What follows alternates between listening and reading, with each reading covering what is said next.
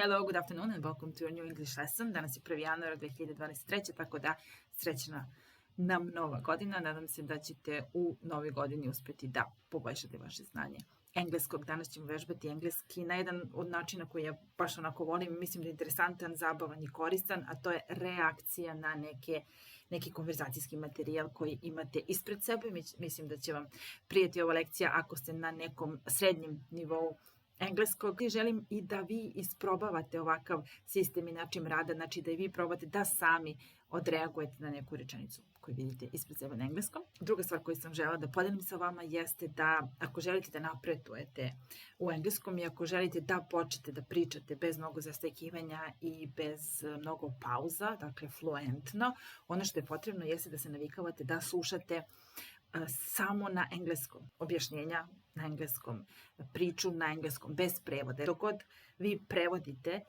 u glavi, recimo, sa vašeg maternjeg na engleski jezik, uvek ćete imati problema da ne izgovorite nešto na engleskom. Uvek će vam trebati više vremena da se setite koje mi glagolsko vreme, sad treba koju reč da upotrebim i tako dalje. Tako da, ako ste sada negde tu gdje razumete dosta, gdje znate gramatiku i znate reči, ali imate problem da tečno pričate, mogu vam pomoći moji videoklipovi gdje objašnjavam samo na engleskom. Zbog čega? Znači, taj engleski koji ja koristim u tim klipovima je lakši, uprošćeni engleski i treniram vas i pripremam za prelaz na drugu stranu gdje ćete napokon opušteno početi da pričate na engleskom. Tako da provjerite naravno čemu se radi. Kao što rekao, klik je u opisu ispod videa, a sada krećemo sa videom. Number 1, I cannot disappoint them. I cannot disappoint them. It means, to znači, ne mogu da ih razočaram. Dakle, to disappoint somebody, razočarati, disappoint, a ovo je odrični oblik modalnog glagola can, moći, je tako? Dakle, obratite pažnju da kada can pišete u odričnom obliku, not pišete zajedno, što nije slučaj sa drugim glagolima, tako do not, did not, to se piše odvojeno, a can not se piše zajedno. Naravno, možete ga iskratiti u can't sa apostrofom. Ok. Dakle, I can't disappoint them ili I cannot disappoint them because they mean a lot to me. For example, oni mi mnogo znače. They mean a lot to me, so I wouldn't do that because I wouldn't like to disappoint them. Ne bih voleo da ih razočaram. Dakle, glagol je to disappoint somebody, razočarati nekog i verovatno znate i za razočaran pridev. Znači, samo dodamo ed. I'm disappointed. I'm so disappointed and I wouldn't like them to be disappointed. So I cannot do that. I cannot disappoint them. Number 2, he achieved his goal. He achieved his goal. To achieve something je postići nešto. Znači, on je postigao svoj cilj. Naravno, ovo goal je i kad damo neki go u fudbalu, recimo, odnosno postignemo svoj cilj. To achieve a goal znači postići cilj. So he achieved his goal. That's good for him. That's good for him. We would all like to achieve our goals. Svi bismo željeli da uspemo da postignemo svoje ciljeve. So to achieve a goal, postići cilj. Ovdje u pitanju prošlo vrijeme. So he achieved his goal.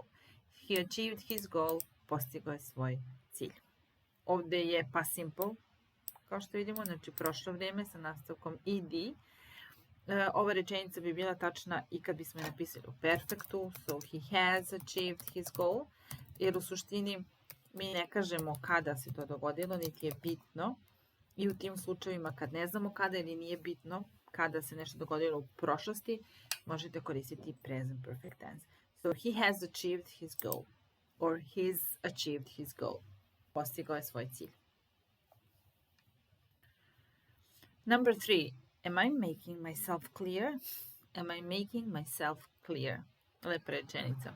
Bukvalno znači da li ja činim, pravim sebe jasnim, glasnim. U suštini znači da li ono što ja pričam, da li je to vama jasno. So, am I making myself clear? I just want to make myself clear. Bi bilo, I just want to make myself clear. Da ne bi bilo neke zabune. I just want to say it again, to repeat it again, and to make myself clear. To avoid any confusion. Da se izbjegne konfuzija, zabuna. To avoid any confusion, I just want to make myself clear. Am I doing it? Am I making myself clear? Dakle, ovdje imamo tu istu rečenicu u present continuous tense. Dakle, pričamo sada, trenutno. I ja mogu sad vas da pitam da li je ovo vama jasno ovo što ja pričam. So, am I making myself clear? Am I making myself clear? Let me introduce myself. Number 4. Let me introduce myself. Znači, dozvoli mi da se predstavim. Can I introduce myself? Let me introduce myself. Dakle, dozvoli mi da se predstavim.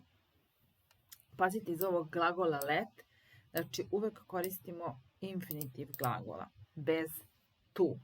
Dakle, ne kažemo let me to go, let me to introduce myself, let me to speak, nego samo let me introduce myself, let me speak, let me go. Znači let plus glagol bez to, obavezno, infinitiv bez to. So, can I introduce myself? Let me introduce myself. My name is, I come from, etc., etc. Znači to je introduction, predstavljanje. Number 5. He is about to get really angry. He is about to get really angry.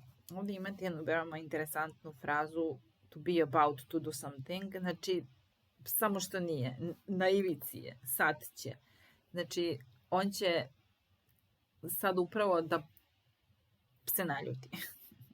Dakle, nešto se dešava i vidite da dobro poznajete tu osobu i vidite da već kuva i da samo što nije se baš naljutio, kuva u sebi, hoću da kažem, i kaže, he's about to get really angry. Dakle, možete reći bilo šta sa ovim I am about to. Dakle, gde si, šta radiš? I'm about to get out of, to leave my flat. Znači, upravo izlazim. I'm about to go out. Ili I'm about to prepare dinner. Evo, pripremam se, sad upravo počinjem da pripremam večeru. I'm about to call him. Evo, samo što ga nisam pozvao. Znači, to be about to do something. So, he is about to get really angry. I can see that clearly, that he is about to get really angry. I plus druga interesantna stvar jeste upotreba ovog get plus pridev. Znači, he's getting angry. Znači, nije he is angry, još uvijek nije ljut, ali postaje ljut.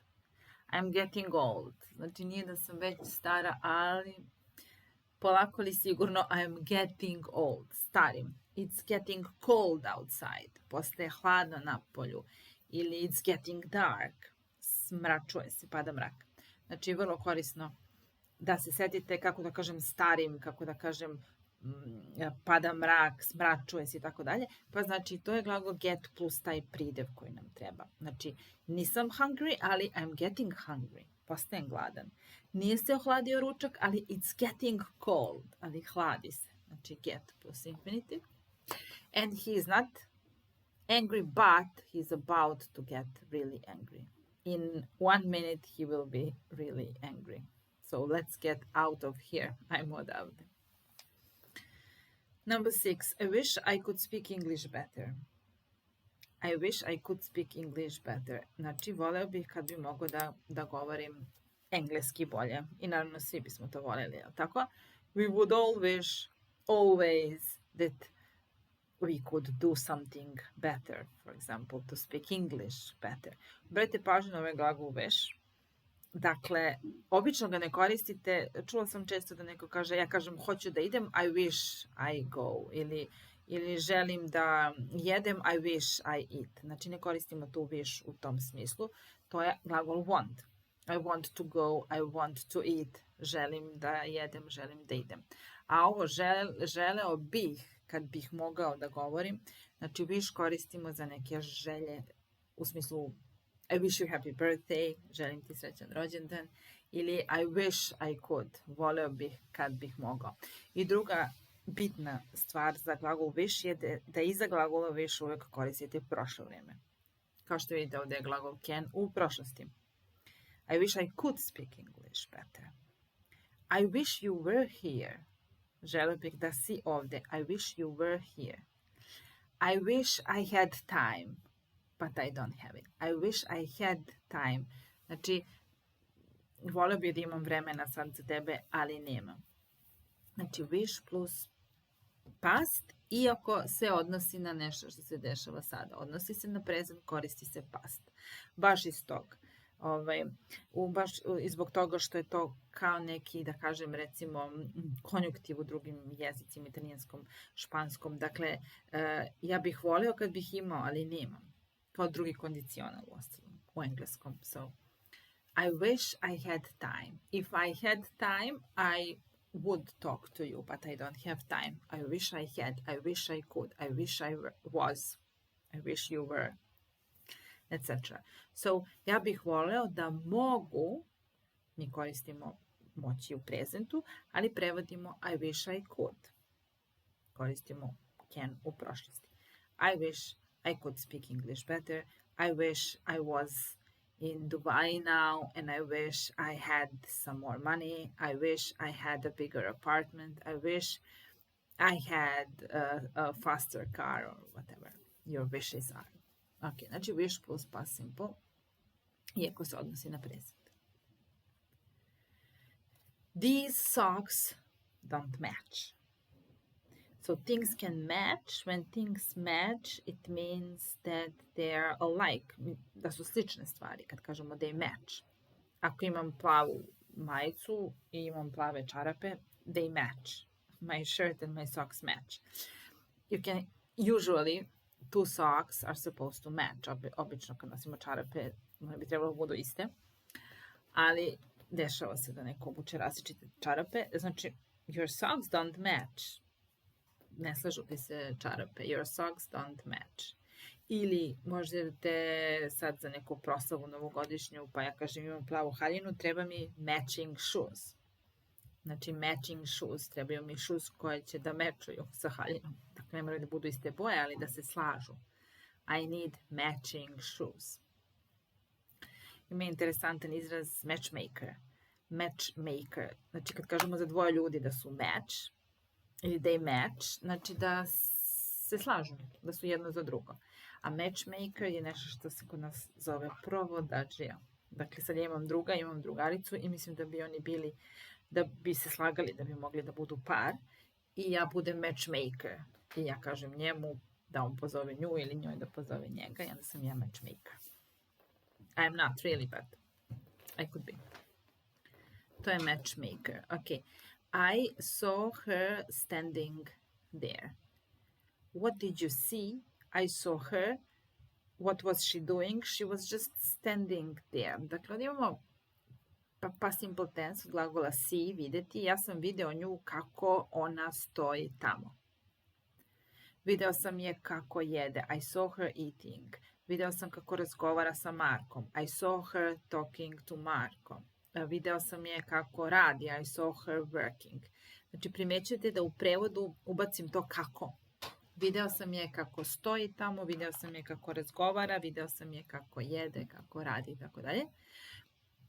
Ne ubacujemo to kako, how, u englesku rečenicu, znači ne treba nam I saw her how, nego možemo koristiti samo ing oblik glagola. I saw her eating, I saw her standing there, I saw her talking to Marko, I saw her sleeping, I saw her coming, video sam je kako dolazi, I saw her coming. Dakle, to važi za glagol see i za glagol hear. I heard her talking to Marko. I heard her coming. Znači, čuo sam je kako razgovara, kako dolazi. Dakle, to možete zapamtiti see i hear. Glagoli see, vidjeti, hear, čuti, plus glagol sa ing nastavkom. Kad hoćete da prevedete rečenicu tipa video sam kako, ili čuo sam kako se nešto dešava. So, what did you see? I saw her standing there. Number 9 is have you ever been to Berlin?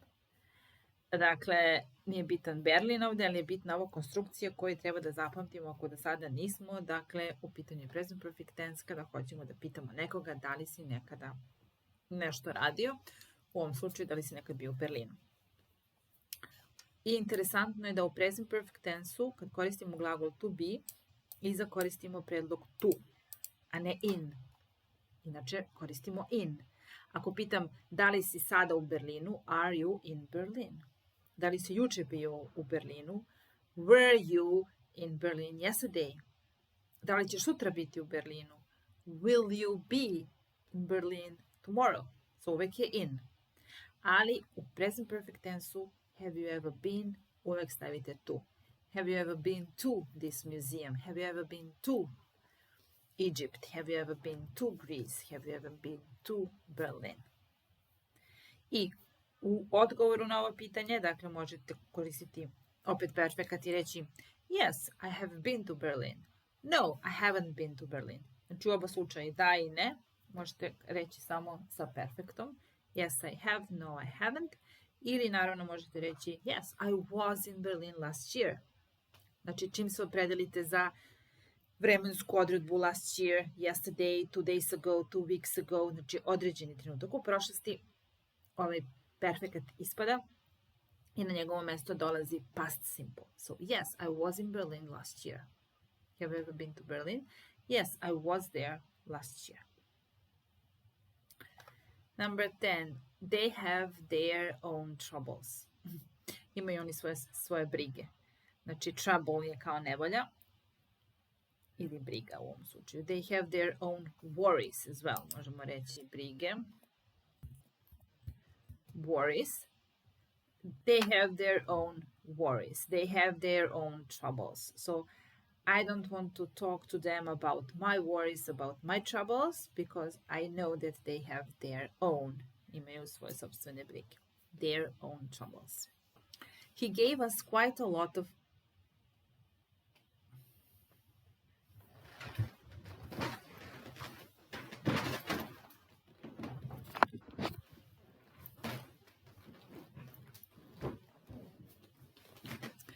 He gave us quite a lot of trouble.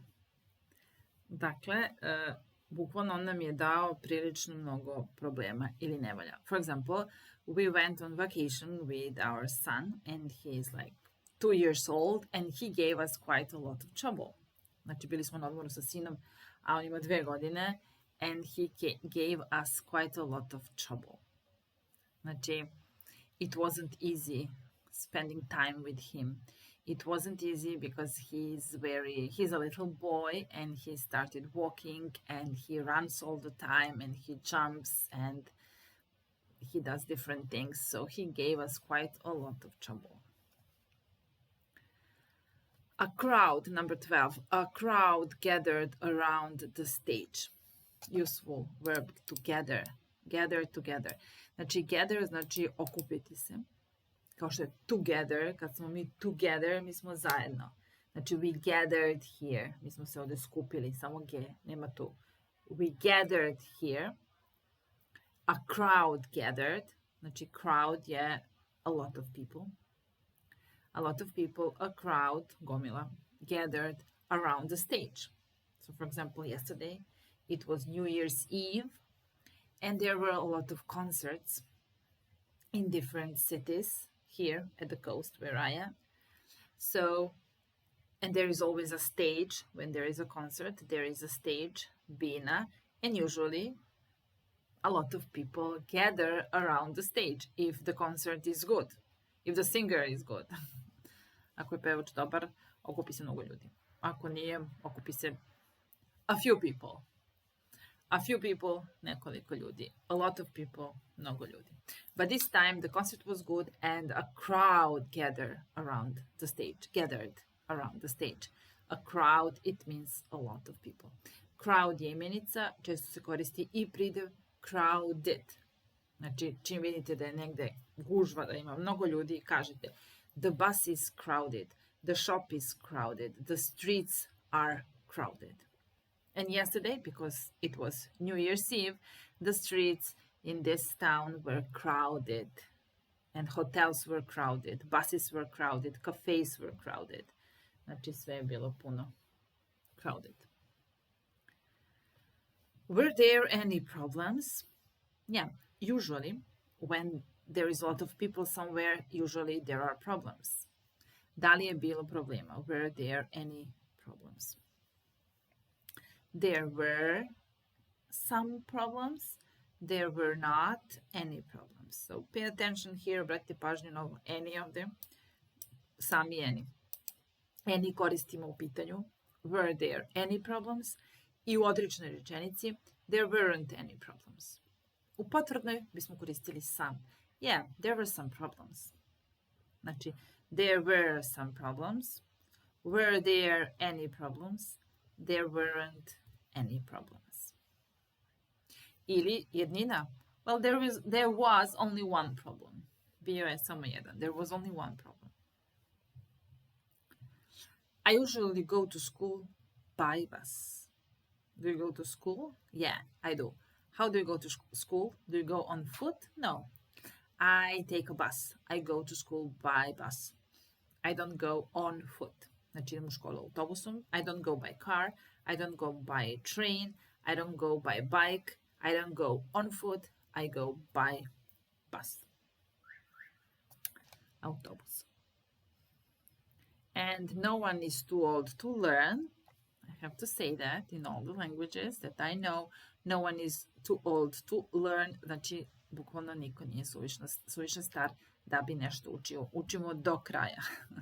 Do kad možemo. No one. No one je niko. I sad mi prevodimo niko nije suviše star da bi učio. Na engleskom kažemo niko je.